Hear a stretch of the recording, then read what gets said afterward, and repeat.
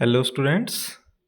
आज हम आपके लिए लेकर आए हैं अपने सिलेबस की थर्ड पोएम जिसका नाम है tiger in the zoo. Photo को देखकर भी आप समझ गए होंगे जिसमें कि क्लियर दिख रहा है कि एक टाइगर को पिंजरे में बंद किया गया है और जू में लोग उसे देखने के लिए आ रहे हैं। तो क्या आपको ये सही लगता है कि एक ऐसा प्राणी जो जंगल में फ्री घूमता है, आज़ाद रहता है, अपना शिकार करता है और अपनी मस्ती से जीवन को जीता है, उसको पिंजरे में बंद कर दिया जाए लोगों को दिखाने के लिए? क्या आपको ये सही लगेगा? क्या हो अगर ऐसे ही आपको भी कभी बंद कर दिया जाए किसी पिंजरे के अंदर और आपको भी एक शो पीस बना दिया जाए? क्या फीलिंग्स होगी आपकी? तो चलिए देखते हैं पोएम में क्या क्या है, टाइगर की क्या फीलिंग्स हैं। पोइट का नाम आपको याद कर लेना है, लेस्ली नॉरिस इसके पोइट हैं। तो चलिए देखते हैं पहला passage. He Stokes in his vivid strips. वो चलता है धीरे धीरे बिना आवाज किए। स्टोक्स का मीनिंग होता है बिना आवाज किए, दबे पैर चलना। तो टाइगर जो है वो चलता है इन हिज विविड स्ट्रिप्स, अपनी विभिन्न कलर की धारियों को दिखाते हुए। स्ट्रिप्स का मीनिंग होता है धारियाँ, विविड होता है यहाँ पर जो चमकदार हैं, कलरफुल हैं। द फ्यू स्टेप्स, उतने ही कदम तक वो चल सकता है। स्टेप्स का मीनिंग होता है कदम। ऑफ हिज केज, जितना लंबा उसका पिंजरा है। केज का मीनिंग पिंजरा। अब उसको अगर पिंजरे में बंद कर देंगे तो जितना लंबा उसका पिंजरा है टाइगर उतनी ही दूर चल सकेगा। On pads of velvet quite, pads का मीनिंग यहाँ पर है उसके जो पंजे हैं वो गद्दीदार हैं। वेलवेट, वेलवेट होता है वैसे तो मुलायम मखमली कपड़े को बोला जाता है, लेकिन यहाँ पर उसके सॉफ्ट पंजों की तुलना की जा रही है सॉफ्ट मखमली कपड़े के साथ।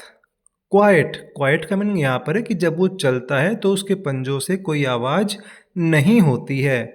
इन हिज क्वाइट रेज, लेकिन वो गुस्से में है। और गुस्से में कैसा है?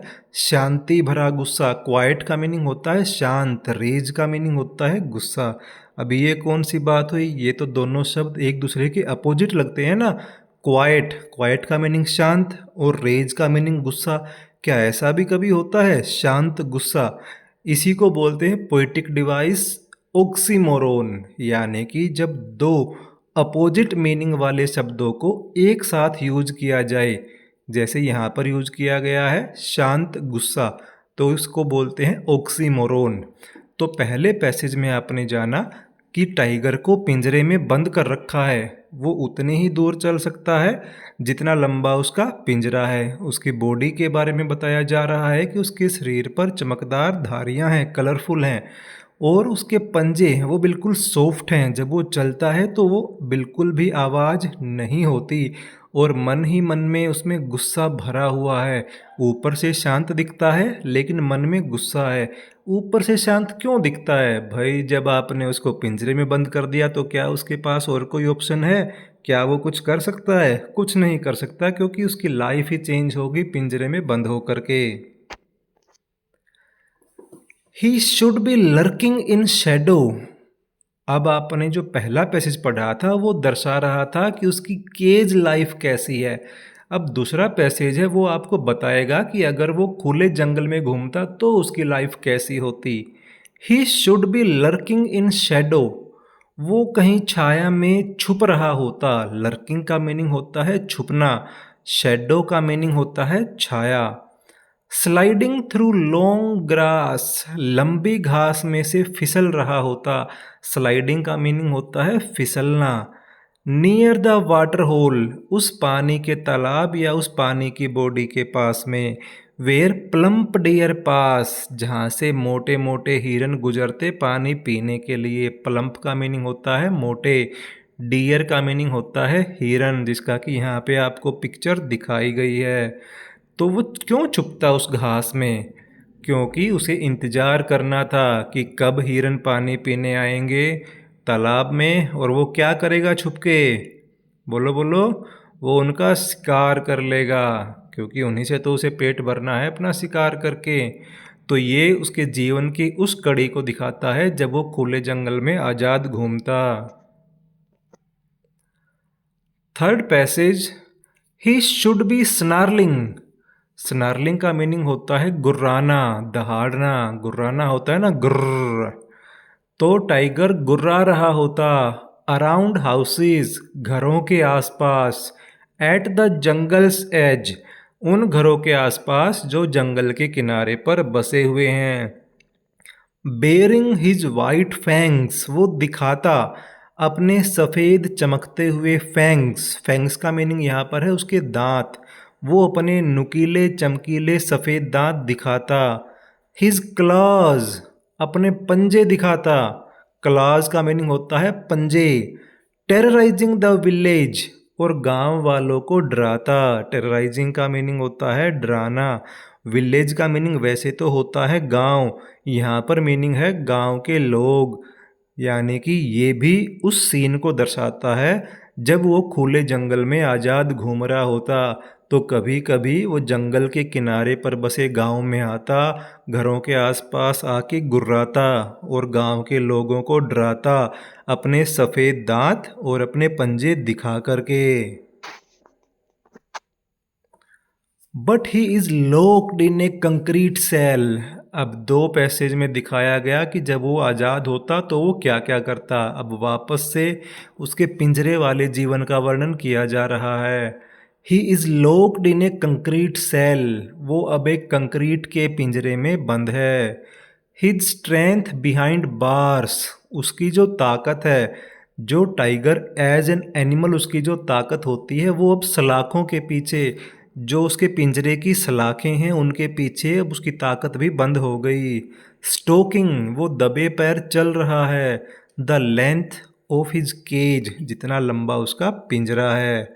इग्नोरिंग विजिटर्स, इग्नोरिंग का मीनिंग होता है अनदेखा करना। कौन आ रहा है, कौन जा रहा है, उनकी ओर वो कोई ध्यान नहीं दे रहा। जो लोग उसे देखने के लिए आ रहे हैं, जो उसका आनंद लेते हैं उसे देख देख करके, लेकिन वो उन सबको अनदेखा कर रहा है क्योंकि उनके ऊपर वो अपना कोई गुस्सा नहीं दिखा सकता।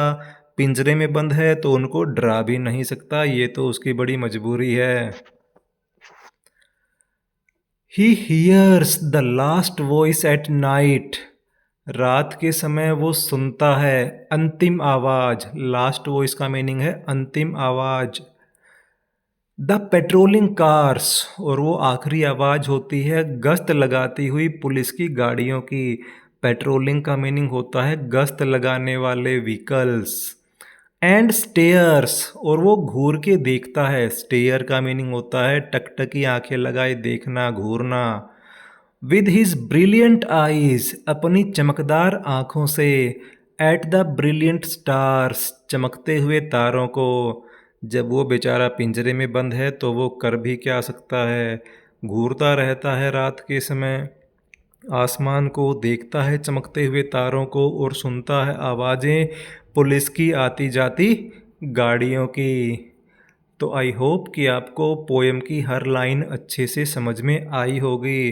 टोटल 5 पैसेज थे, 5 में से 3 पैसेज उस समय का वर्णन करते हैं जब टाइगर पिंजरे के अंदर बंद है, और 2 पैसेज उस टाइम का वर्णन करते हैं जब वो खुले जंगल में आज़ाद होता है। तो इस पोएम से आपको सीखने को क्या मिलता है? सबसे इम्पोर्टेंट पॉइंट जो आपको सीखना चाहिए वो क्या है? मेरे हिसाब से तो आपको सीखना चाहिए कि हमें एनिमल्स के प्रति किसी भी प्रकार की क्रुएल्टी नहीं करनी चाहिए। उनका जो नेचर ने जो उनको लाइफस्टाइल दिया है, प्रकृति ने उनको जिस प्रकार रहने के लिए बनाया है, उन्हें उसी पर्यावरण में रहने के लिए फ्री छोड़ देना चाहिए। उनको एज ए शो पीस किसी जू में पकड़ के नहीं रखना चाहिए जिससे लोग आकर आनंद लें, लेकिन उसके खुद के लाइफ पर उसका क्या इम्पैक्ट पड़ रहा होगा।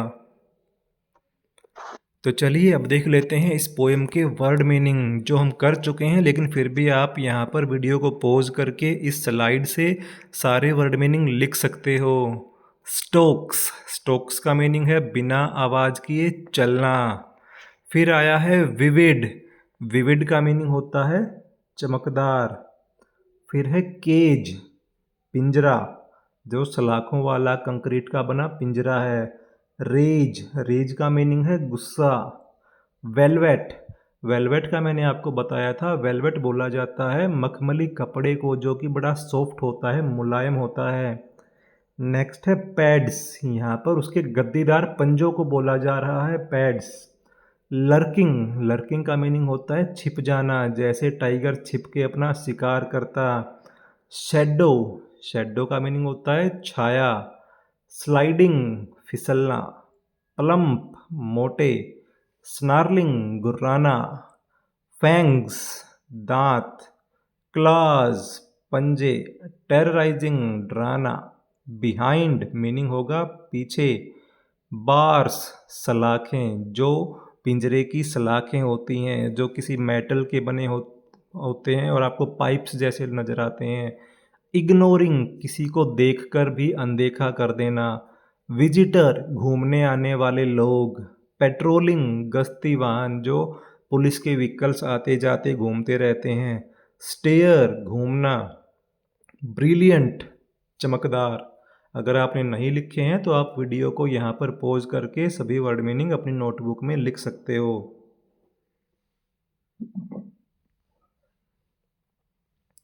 अब देखते हैं लिटरेरी डिवाइस जो इस पोएम में यूज हुए हैं।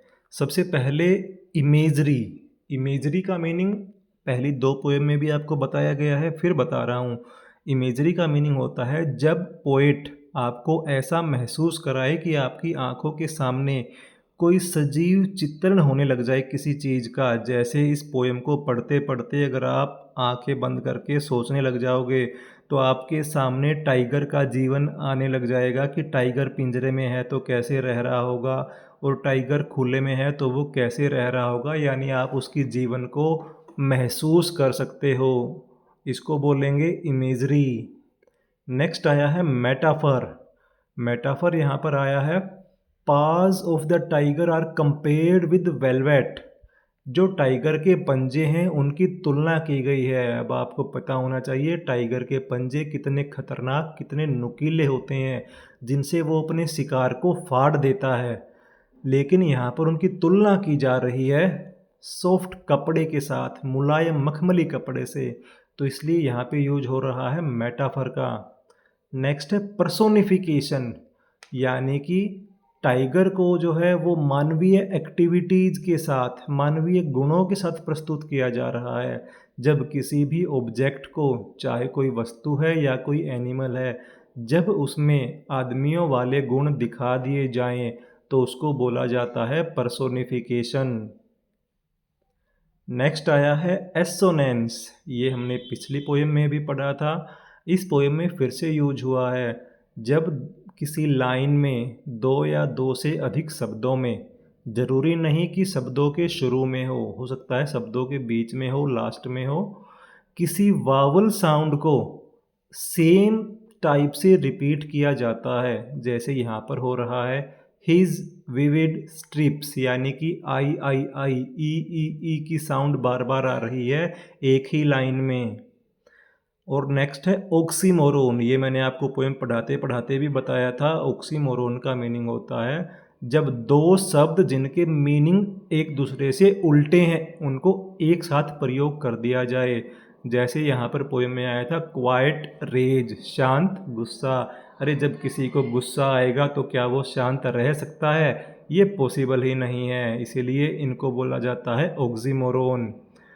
तो ये थी आज की पोएम। आई होप कि आप इसकी थीम और इसका मीनिंग समझ गए होंगे कि हमें एनिमल्स के प्रति किसी भी तरह की क्रुएल्टी या निर्मम भावना नहीं रखनी चाहिए। उन्हें उनके फ्री लाइफस्टाइल में जीने के लिए छोड़ देना चाहिए जैसा कि नेचर ने उनके लिए बनाया है।